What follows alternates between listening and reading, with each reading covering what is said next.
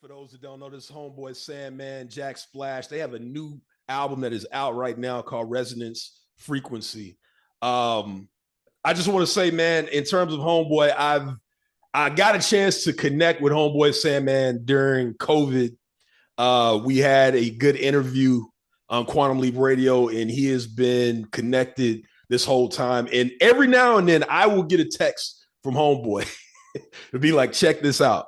And he sent me the track for 24/7, which is the lead single off of this album. And I brought it to you to Digiwaxx. And I know a lot of people was loving that track.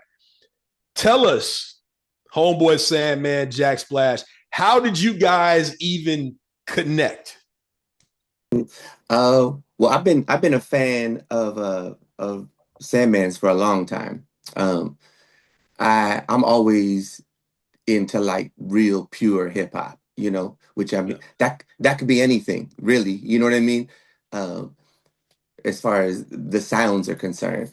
But I've always really been into him, and I just moved back to Miami the end of last year, and had some of my peoples reach out because I was like, man, I can't believe we haven't linked at this point, because I felt like we were already.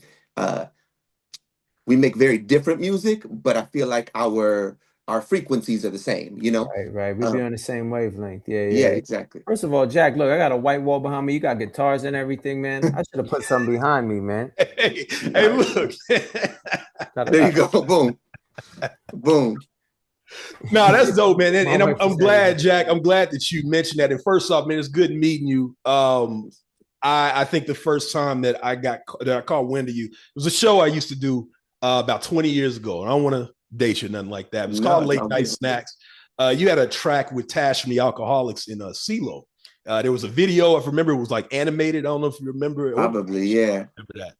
I've done a bunch of stuff with CeeLo. He's probably that's like my big brother in music, And that's why I'm glad you mentioned that you and Homeboy do, such kind of different music, or at least come from a different side of things. That's what was kind of interesting to me when he sent that over. CeeLo was on the second single that you guys put out.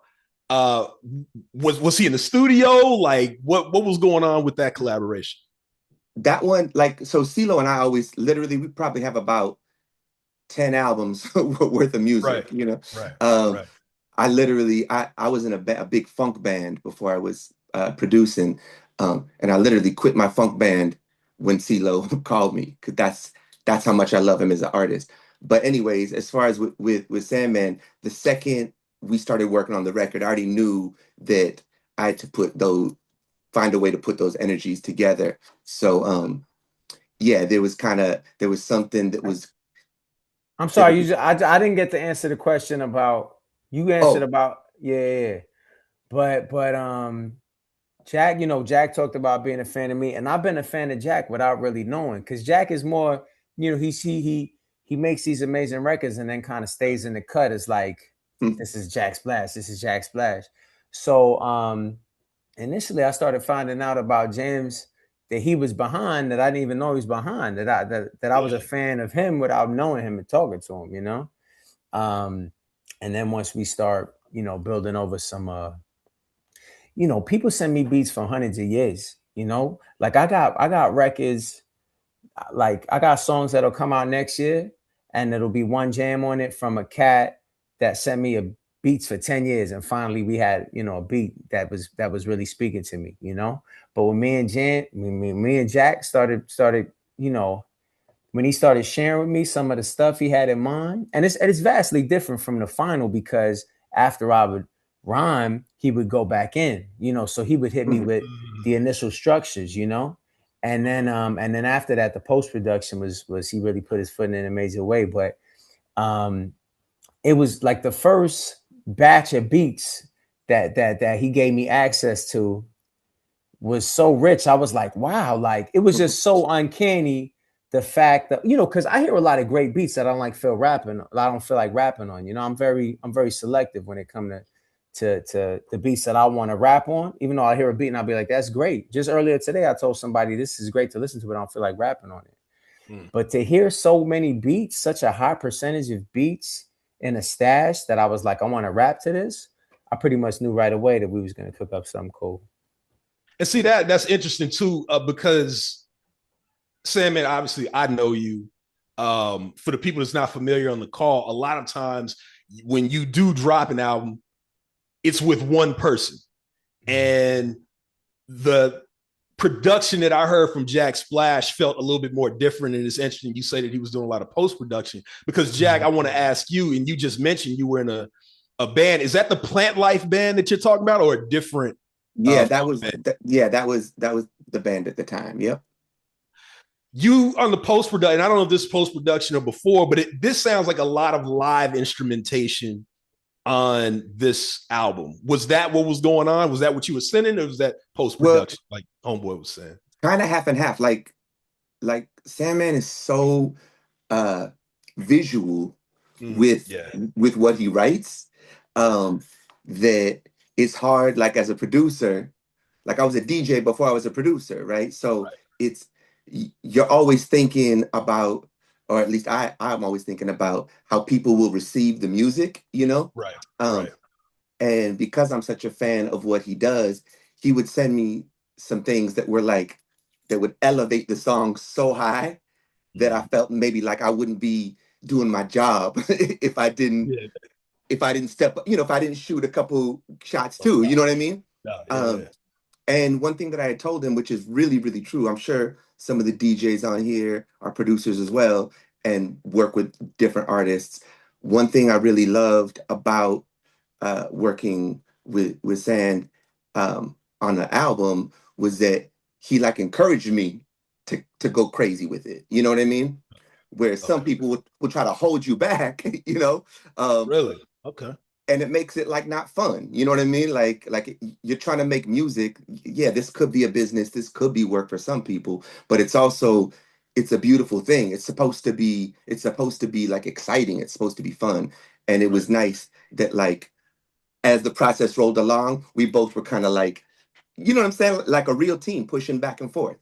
And can I just add one thing to that real quick? Like I do a lot of records that are produced by entirely one producer, and that's kind of a hack to make sure that I'm always on a new wavelength. You know what I'm saying? Like earlier this year, the Likes record came out, which is produced entirely by A$AP Rock, and I love all those beats. You know, previous to that, you know, last year I had dropped a record produced entirely by Illingsworth. I love all those beats. A record produced entirely by Yates. I love all those beats, but they all different. Yeah. But what happened with Jack, like as far as encouraging him to do whatever he wanted, was like every time he would go to add something more, it would stay amazing and just take us further away from any other sound I was involved in, which I love. You know, I love creativity, and I want to hit all the chambers. There's infinite chambers, and I want to tap into every chamber, that I could access. So every single, even though I've rocked with some amazing producers, and I'm very blessed in that way, Jack, every single ingredient and flavor, it was like that. Nobody would ever do this except for Jack, and it still is just making it that much hotter. So I'm just like, yo, do more. You know what I'm saying? Man, so look, Jack mentioned how descriptive you can be, Homeboy Sandman, on this record. And I want to get into the latest single. Actually, if you don't mind, if we play the video for weed stores everywhere. I kind of want the video to be played because as descriptive as you are, Homeboy, I think the video kind of drives things home as well. So if you don't mind, we're going to get into that. We're going to get into weed stores everywhere. Y'all stay tuned. Like I said, we on with Homeboy Sandman and Jack Splash.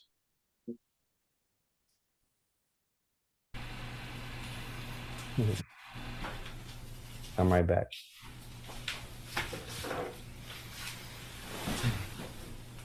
Pour some in the water. Boom. Kool-Aid. Oh, yeah! 50% less sugar than leading regular sodas. New Kool-Aid Easy. Oh, yeah. Try any of our 22 delicious flavors. It's fine. It's Kool-Aid. Half the sugar of leading regular sodas. Kool-Aid Jammers. Oh, yeah. Kool-Aid Jammers. Oh, yeah. I don't buy into the doctrines, right rhymes, I lose my mind of the options. I'm grateful for the choice, seems that everybody has them. And that creates a chasm to me and my own friends. I'm exposed to here we goes again. Just for trying to say no thank you to bad food. I shouldn't even use the word food, just the stuff that people eat. Ingredients that they can't even read, trying to kill them in their sleep. Cause people sleep while they awake. And you the one that's labeled strange if you ain't trying to take the bait. You the one that's strange for trying to make the bait. Society's the same, but you the one to blame for trying to take a break. Homeboy seeing isn't the same. I got a high threshold for emotional pain. I got a low threshold for promotion in games. And aluminum and ocean and rain. Yo, what they spraying people? And all I see is weed stores everywhere. We were already so numb. There are so much, it is so nuts. And all I see is weed stores everywhere. We were already so lost. But we were already so off.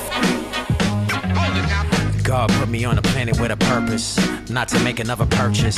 It's to say I haven't seen it. When people want to talk about the brainwash that they watch, they see me out of the loop. They see me turn down loot to speak truth and think maybe I could do it too. And join the chosen few who opt out of the doze and snooze and walk right past the frozen food. People tell me that they bet that I'm a lot of fun at parties. They don't know what a party is. I stay high, but it's substantive. It's not mine, I'm in substances. So how can the vibe that I'm getting from you be the same? I don't think I'm better than you, cause we the same. Call me being judgy and woke, just because you bugging hurting us both. Talk to him, mate. Yo, all I see is weed stores everywhere. We were already so numb. There are so much, it is so nuts.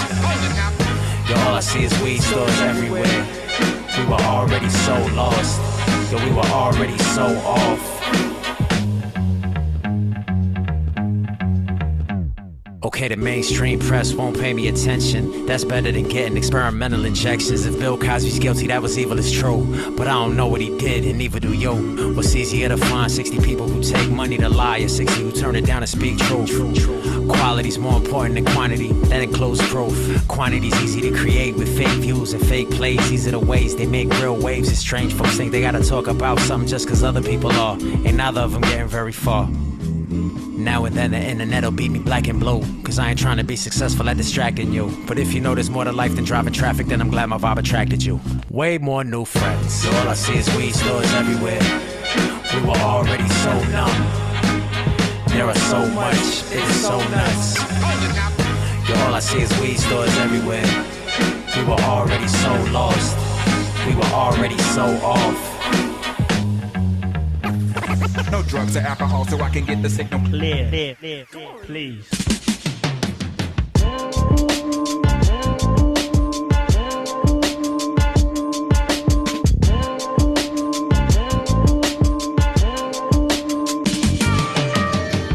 It was a gift. I resented it for 3 weeks. Yeah, man. Yeah, I had to play the video. Shout out to y'all for making that video, man. I understood. Big shout out to my boy Art Morera, the director.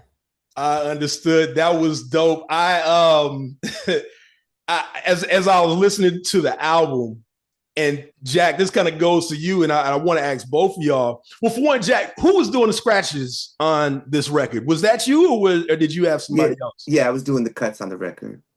And that was what I was kind of surprised by, because I know you are, like I said, you're very band oriented. Most of the times that I hear your music, it's more live band. And so I think that element that you added with scratches on these hooks in these songs, the Outcast at the end of this, so I could get the system clear. Like that shit was, it just adds that much more flavor to it. Yeah. Homeboy, in the song, and it's interesting that we did play that right now. Earlier, we were talking about influencers versus people making music. And, you are a person who I say in this day and age lives off the grid, so to speak, because you're not on social medias a lot. You all do not understand. Like when I hear from Homeboy, it's through a text. So can you kind of just break down like how you maneuver through this time of digital music and putting it out there, distributing it, and you're not online like that? Well, Jack is not on IG neither. I think he has a Twitter. or X, whatever they call it now. You know what I'm saying? Oh, that's why I was tagging Jack and I didn't hear nothing. I saw him on IG, Jack Splash. Yeah. All right, I get it now. It's both people. I got you. But as far as people sometimes, there was actually a thing come out the other day that this cat sent me. Dag, let me see if I can find it to you. Y'all will find it amusing. Hold on, let me see if I can multitask real quick so I can show y'all this amusing thing that this cat sent me. No doubt, no doubt. We'll keep it going. No dead air. Yeah, hold on, my fault. I can't find it. I must have deleted it. But the cat sent me it was a podcast, and the headline was something very much like Homeboy Sandman is not on social media, but that doesn't mean that he's not one of the best cats out. Right. Okay. And the reason I find that so amusing is because I don't see the connection. You know what I'm saying? Okay. Like, it's not really, we make records. I make mad records. Jack makes mad records. And then, we're very lucky and blessed. I'm blessed to be connected with you, brother. You know what I'm saying? Helping spread the word. And I'm blessed to have my team, Darian, Eric, and you know what I'm saying? Like, we're blessed, to get it to Soul Spasm, get it to Fat Beats, and they help us disseminate it. So the music is easy to access. It's on, y'all are spinning, cats and DJs that like it are spinning it. It's on Spotify, Apple, Tidal, whatever the case is. So the music is there. And that's my gift and my passion is making music. My gift and my passion is not really, saying hello to everyone, even though I do like saying hello to people or even letting people know what I ate for breakfast or nothing like that. That ain't got nothing to do with my records. You know what I'm saying? Right. And I'm not here to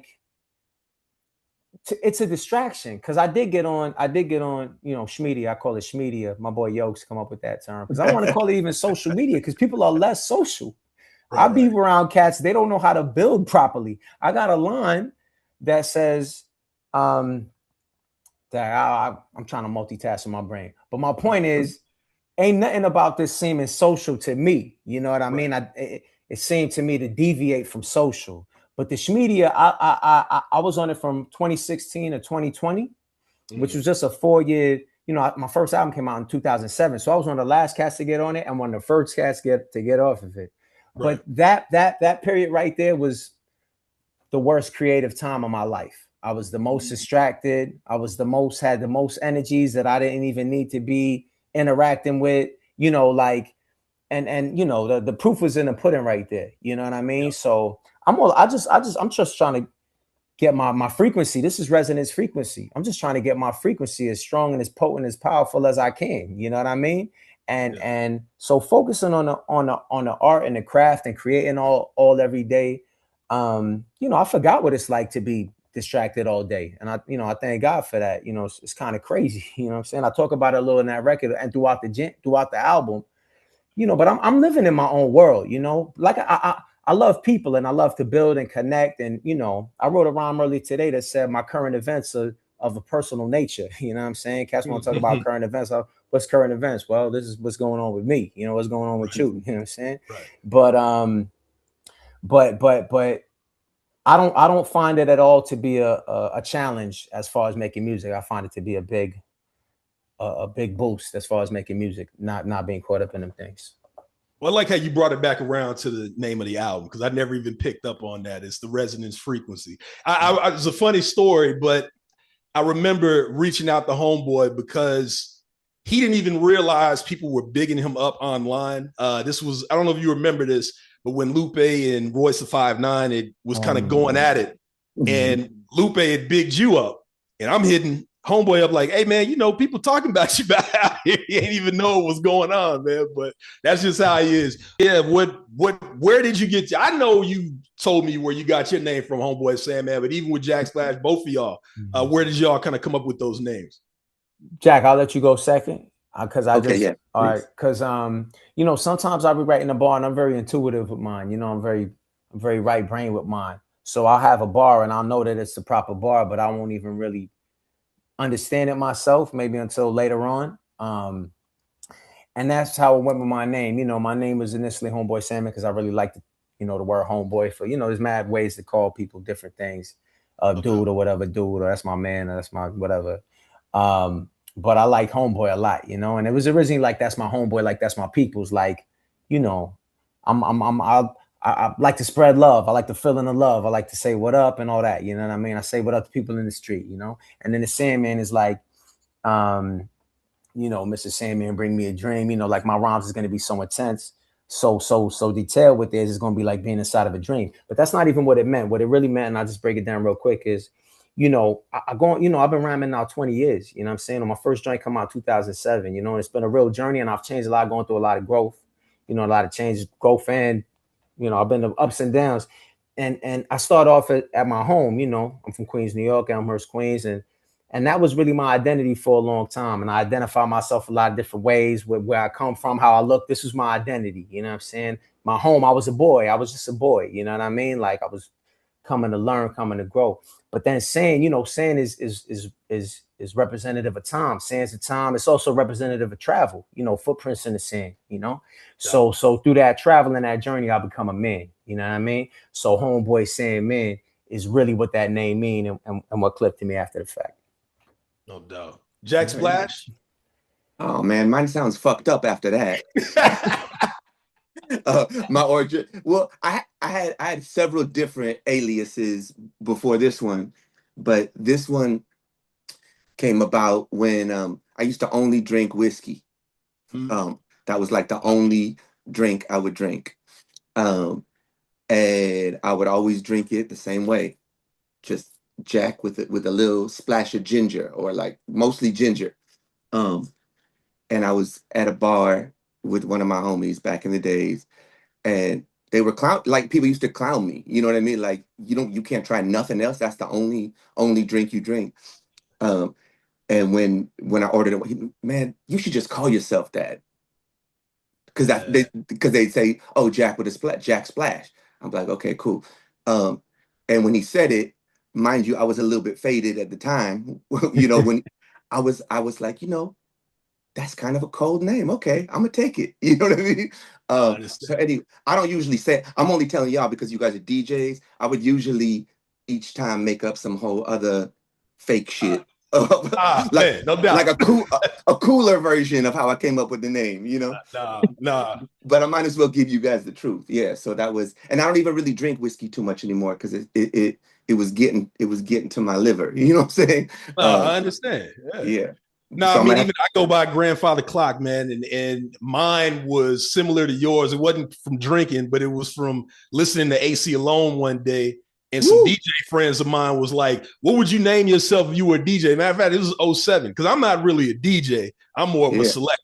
And so I didn't even have a show then. I was like, it'd be grandfather clock. And they kind of laughed, and I just kind of ran with it. But then I started kind of thinking of attributes as well, much like Homeboy Sandman, a lot to do with time. A grandfather clock can look old to be young as hell. You know, there's a whole bunch of shit to it. That was off that Book of Language album, right? Yeah, Book of Human Language. Book of Human Language.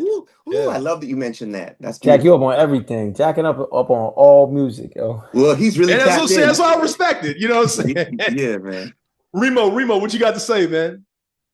Yeah. Remo, what's good, Homeboy Sandman? Jack Splash, good. Man, great music.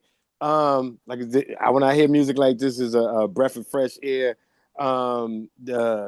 I love that your videos had so much concept to it. I'm tired of, just seeing performance videos. I love to see, the kids at the end. You took the Mr. Kool-Aid. You had, I grasped the concept because you had the Mr. Kool-Aid in there, but that's that flavor of what you was talking about, that all's going around. Everybody got the same thing, thinking they got 75 names. They got 75 brands, right? You come out as Doritos, it's everything, right? Like it took over. It's just too much, you know what I'm saying? At the end of the day, and it's not, even if it's not like it used to be in a sense, and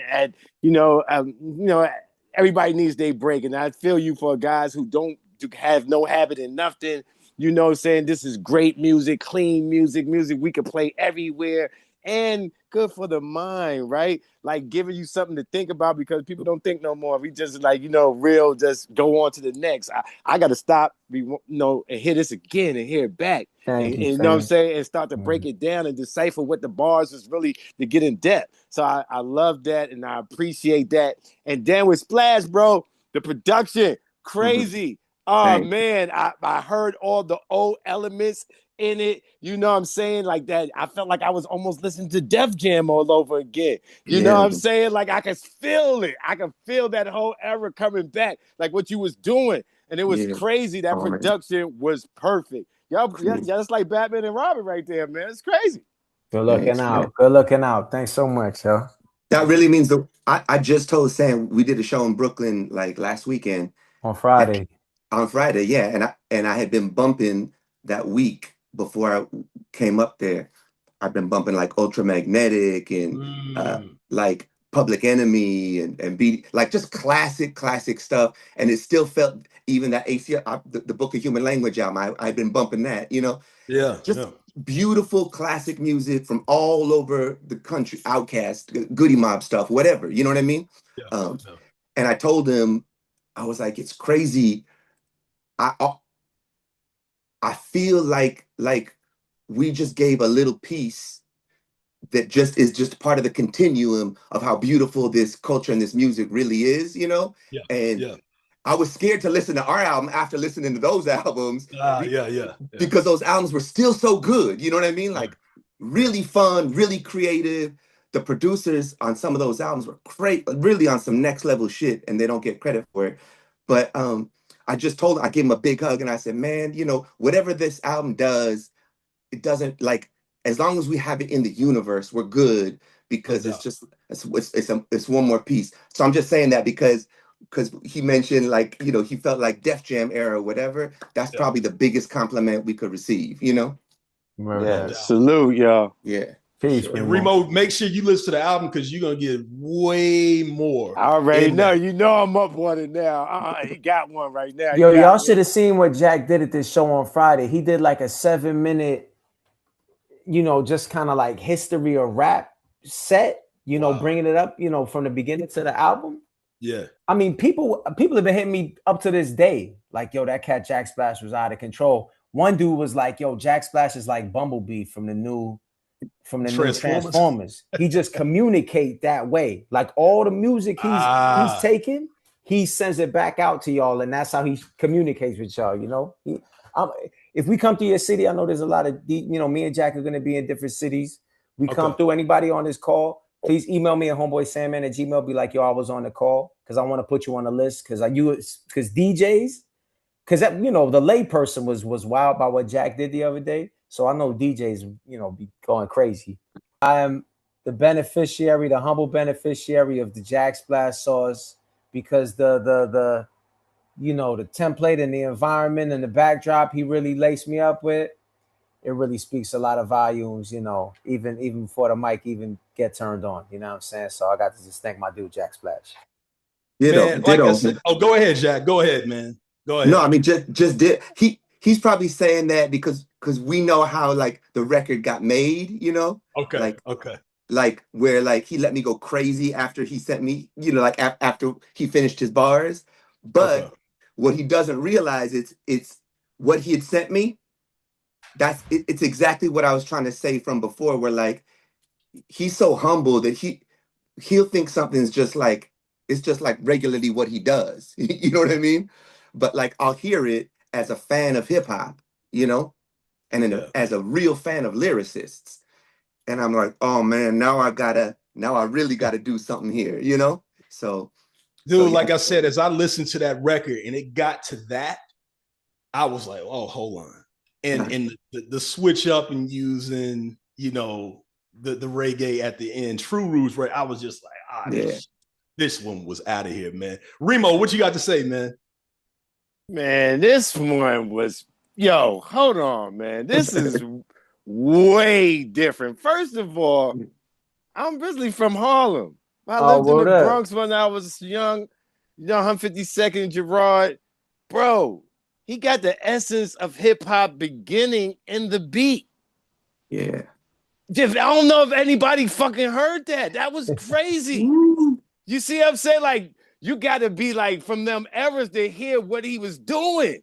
Yeah. And you gave every element that I could think of, even from the radio talk receiver sound. Yeah. Yo, that is way different. Yo, well, look, that's Sand is that. I've said it since the first time we linked, right? Where I really, and it's awkward to say it as like a producer or a DJ to tell a MC, like, I feel you're in a direct lineage of the Rakims, the KRSs, the like the greatest, like Right. through. But I think that that's the beauty of hip hop, and all you guys as DJs, you guys are the transmitters, right? Really, when you think about Frequency it, word. of the culture, and I think that too often people try to like write off one type of this or one type. It's not this culture that's elevated so high. You know what I mean? Right. It's you know, as an artist, I just want to keep pushing forward the beautiful art. So it's awesome that you said, being from Harlem, it's Remo's from Uptown. He's tapped in with what you're doing. You know what I'm saying? yeah. Hey, So stop. What's that sound? yeah. Everybody look what's going down. Yeah. Oh, man. Yo, like check this every out. essence. I gotta apologize real quick because Clock, we did get started a little bit later than I initially anticipated. I actually got a dart, you know what I mean? Because I have to dip. But I just want to say before I do, Jack, maybe I don't know, I don't want to put you pressure on you to I can hang in for about five or 10 more. All right, cool. Yeah. But yo, this has been a real pleasure. Yo, Clock, thanks so much for having us on. All the DJs, Always. My bad for running real quick. I thought it was gonna start at 5, and I gotta get on the BQE, and I'm gonna be on it. I gotta get on the belt. The belt is I'm gonna be there for like an hour. But peace and love, one and all. Thanks for listening to the records. Thanks for supporting the records and spinning them. Really appreciate it more than I can say. No, appreciate you again, homeboy. All right, later. Old school, man. Real quick, what you got? No, just real quick. I mean, did I hear a little piece of the Parliament on there? That yo baby, that voice and shit. Ohio players. Ohio players. That little from the Funky. Yeah, from the Funky Worm. Well, that was like a little shout out. Yeah. Oh yeah. Master Ace had flipped that before. So, but I got something cooking up with the OG George. I'm cooking up something special. So I'll definitely let you. He's one of my favorites. I mean, and then you got that little style like the Bomb Squad. I don't know if you're familiar with them. Hank Scotty and the producers of most of Public Enemy shit and I love them. Man, you got it going on. That's all I got to say, man. That was dope. And that's all I got to say. Thanks, appreciate it. Jack, it's interesting because I know you worked with Bobby Caldwell. In the group as well. Is that correct? Can you just kind of go into real quick? I know you said you got a few minutes left, but just how that even came about. Well, it's funny because like when Sand was talking earlier about like how he feels towards social media, I pretty much feel this. I have like a love-hate relationship with it, Okay. Because like as an artist, I don't like to do it at all because I literally like to just be in my lab with my drum machines and my keyboards and whatever, just having fun. You know what I mean? To be able to like work at something that you love this much, I know that that's a blessing. So sometimes if I'm trying to do marketing or any of that stuff, or, like management will want you to do more social media, et cetera, I know it's good for business, but it takes my focus away from just doing what I love, Okay. But the good side, I will say, is like what you mentioned. I never would have met Bobby Caldwell if it wasn't. It was actually I think it was Facebook, to be totally honest. I think his wife had set up a page for their dog, right? Wow. And then tried to connect with me through Facebook through that because she had like read an interview. I think it was from my funk band where I was talking about, George Clinton and just everyone that I love, you know what I mean? And I'd mentioned that I love Bobby, and so she reached out. I thought it was fake, you know what I mean? It was like a page with a dog on it or whatever, But my old assistant back in the days, she reached out to her and talked to her a couple times and was like, "No, I think this is legit," And again, just like I quit my band when CeeLo called me, Right. I was working on like, Alicia Keys or John Legend, like a lot of pop R&B stuff. Yeah. But when I got the call from the OG Bobby, you know? Yeah. I pretty much deaded everything else. We met in Miami, got some drinks, you know. He's a real beautiful, cool cat. And at first he just wanted to write for like CeeLo or Alicia or other artists I was working with. But as a fan of music, I was like, man, there's no way in hell that we're gonna record a demo and then take your voice off of it. I'm not doing that, you know. Right. So Bobby Caldwell. Yeah. I'm like, I feel you, and I understand why you want to do that. I said we could do some of that in the future too if you want. I said, but to be honest, because he was thinking he's too old and all this, and I said no, because he still had his voice. You know what I mean? Right. And I said, trust me, like, let's just vibe, you know. And what's actually really funny is some of the songs I took off the record that we never put out yet was some wild 808 shit that he wanted to do. So, Homeboy. No. Oh, you talking about Caldwell? Oh, Bobby. Caldwell. Yeah. Okay. So we got in there, but me and Bobby were cooking like how me and Sandman will cook. Like Bobby, right. That's like when I'm working with George Clinton, it's the same thing. George is like I think he just turned 84, but he still has the mind of a 16-year-old. Like, he loves music that way, just like how I did when I was 16. You know what I mean? So that's one thing with social media that I will say, like, it sometimes connects people that wouldn't have got connected. And I think that is a beautiful thing, you know? It's just all that other shit that's so, it's just like it drains your energy. But yeah. Well, see, I know, and that's how I connected with Homeboy when he was still, you know, on social media. Doing it some, you know? Yeah. So there's good things to it. Now, I did want to ask real quick, because I want to go back to that, but how did you guys link up with the Master Ace collaboration? Like, and I know you said there was a crazy story. I don't know if you can get into it. You can if you want, but you know. Yeah, well, that was just, so when it's funny because Sandman, as a lyricist, and just as an artist in general, even, you know what I mean? Like how you had mentioned AC Alone earlier, that I grew up in LA, so like it's, you know, when you hear an artist where there's literally only going to be one of them, right? Like Rakim, there's only going to be one. KRS-One, there's only going to be one. Kendrick, there's only going to be one. Tupac, whatever. There's hip hop is so beautiful and so big that there's a lot of great artists like that, you know? Yeah. But nowadays it's few and far between, you know what I mean? Like there's not too many. But with Sand, for some reason when he sent me that song originally, before we put Master Ace on it, I'm a huge Master Ace fan, you know? And when Sand had sent me just kind of the way he was skating on the beat, you know? I was like, oh man, I feel like we need Master Ace on this. This might be strange, but I hit him and was like, what do you think about, you know, I had already been doing some stuff with Master Ace, for this George Clinton thing that I'm doing. That's a surprise or whatever.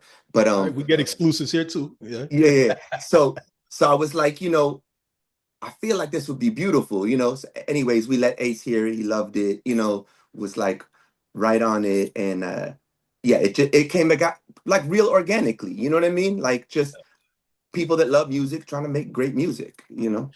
I think Ace doesn't get enough credit, especially within the 2020s, that he still sounds like he's been in the gym this whole time. Like he doesn't sound rusty. And I, you know, on my show, and I'm Quantum Leap Radio. I know Homeboy Sands knows who I am, but I got a radio show here on FM Pacifica. And we get tracks all the time, and you'll hear, I'll get some with Master Ace featured on it. Like that'll happen within a year. Yeah. He's on like 8 things, and he still sounds good. He doesn't sound aged, you know. Look, we got to get that poison out of our mind that the game tried to do to us, which was that hip hop had an expiration or had an expiration date. You know what I mean? Like Bobby Caldwell, he's in heaven now, but he toured his whole life and was killing it up in Japan, packed houses. You know what I mean? Yeah. Paul McCartney, the Beatles, the Rolling Stones. It was only with hip hop that they tried to put this like limitation on us of like, you're not fresh after a certain point. You know what I mean? And so just like that, the joint that LL just did with Q-Tip last year or whatever. One of my favorite albums of that year, The Force. Yeah, and LL, I hadn't heard him sound that good since like the very beginning of LL, you know? And that's not a diss to him. That's just saying he re-tapped in to like who the fuck he is. Excuse my language. You know what I mean? No. You can curse all you want on here. Yeah, but I mean, so that's, and Master Ace is like that. KRS-One is steady putting out songs that are still great. I think the more we as a culture keep, and say, like I said, CeeLo's like my big brother in this. I always tell him, when you hear him spit a rap verse, I know the whole world loves his singing voice, and so do I. That's magic, right? But his rapping voice is still as hard and it's still as incredible now as it was off of that first Goody Mob verse that I ever heard. You know what I mean? So it's just, I think we're finally maybe getting to a point where we're realizing, yeah, you know what? Tune out all the noise that's saying X, Y, and Z. We're going to put out records. We're going to tour. We're going to, like, people, you could go into your 80s. Like I said, George is still, he's about to launch a whole other mothership. They're about to bring the mothership back. You know what I'm saying? Okay. Exclusive. And so hip hop can't get brainwashed by that. They always wanted to throw us away since the Def Jam days. They said it was like, oh, it wasn't real music or whatever. This is just a different version, in my opinion, of that, being like trying to get some of the greats out of the way, you know?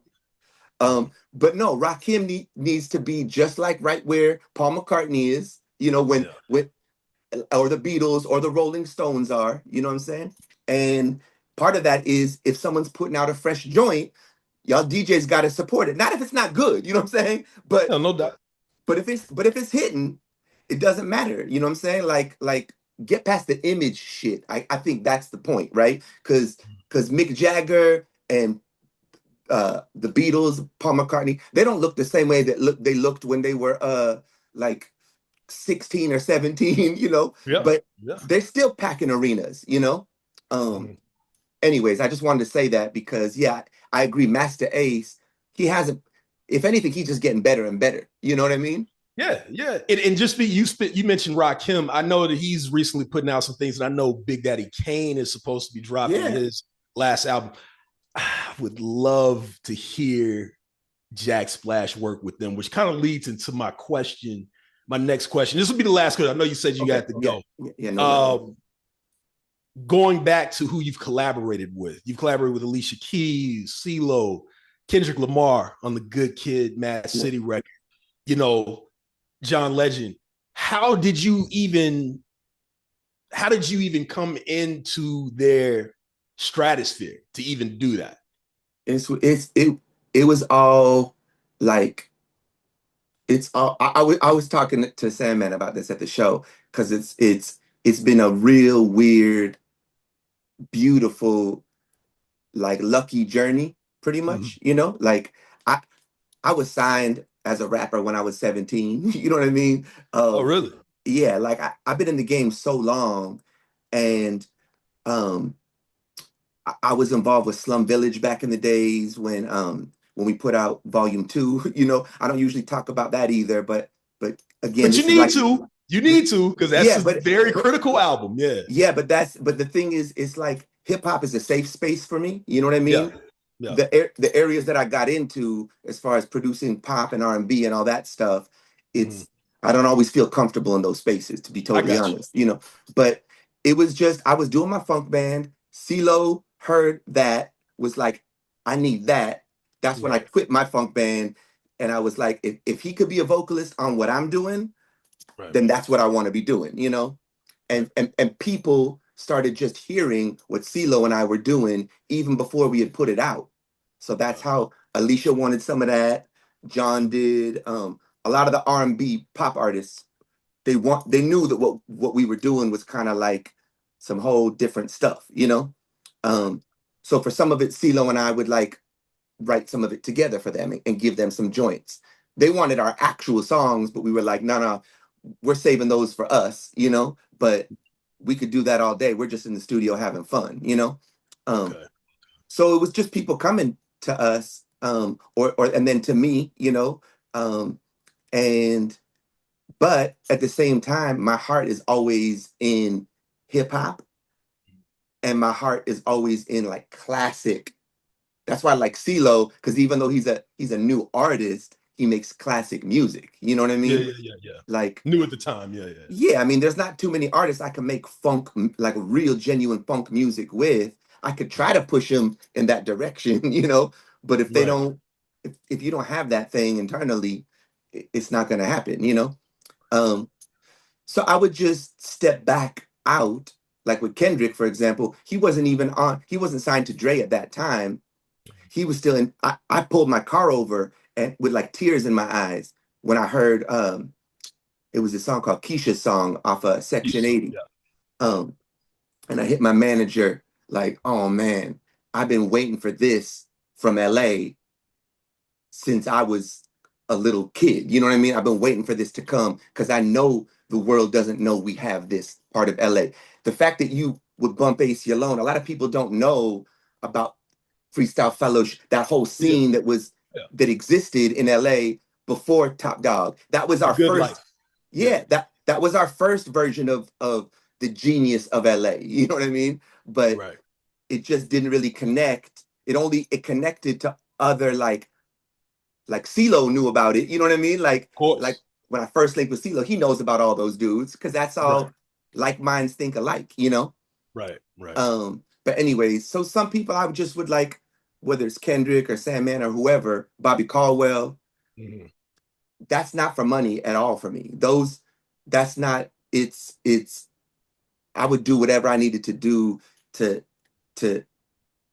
either lend my services or let my mind connect with someone else's mind to help do anything to elevate their music. You know what I mean? So yeah, I've been lucky pretty much. Like like-minded people dig some of the same stuff that I dig too. But it felt good winning a Grammy. Hell yeah. I mean, well, here's what's crazy. With Kendrick, what's so crazy, and I've never said this in any interview, but the truth is, back on Good Kid, the reason I had tears in my eyes was because I realized he was both, and I'm only speaking artistically and like heart. I knew he was both Tupac and Freestyle Fellowship. Okay. I knew that. You know what I'm saying? But I, again, being like the kind of producer that I am, I wanted him to do his Dear Mama or Keep Your Head Up. I wanted that for the universe and for women. You know what I'm saying? I wanted to put that, like to me, the best versions of Pac, you know? Mm-hmm. And so I was really kind of as soon as we got in the studio, that's what I was pushing him towards. And he also wanted to do some kind of crazy stuff too. And I had started a song with Jasmine Sullivan, and he ended up gravitating towards this one song, and I was like, okay, this one, I want this to be like your 8 Mile. Then you know what I mean? Like this is before he had any Grammy nominations, any of that stuff. But on the song, he's already saying like he already envisioned himself with an armful like Michael Jackson. You know what I mean? Right. And so anyways, it was beautiful. We lost that year, you know. To Macklemore. Yeah, to Macklemore. Yeah. And our song got nominated, but we were up against like Jay-Z and Beyonce. You know what I'm saying? So I'm like, it's okay to lose to them. You know what I mean? No doubt. But the thing is that it's beautiful. Those things, when I think about it, I can't remember who mentioned Bomb Squad on here, you know, but like old school, like old school mentioned Bomb Squad. But I think about Bomb Squad. I think about Dilla. I think about Marley Marl. You know, I don't know which ones of them do and don't have Grammys, but like those are the people that deserve all the Grammys. You know what I mean? Yeah. Like I almost did something disrespectful when I got the first Grammy, and I'm glad I didn't because they would have got real pissed off at me about it.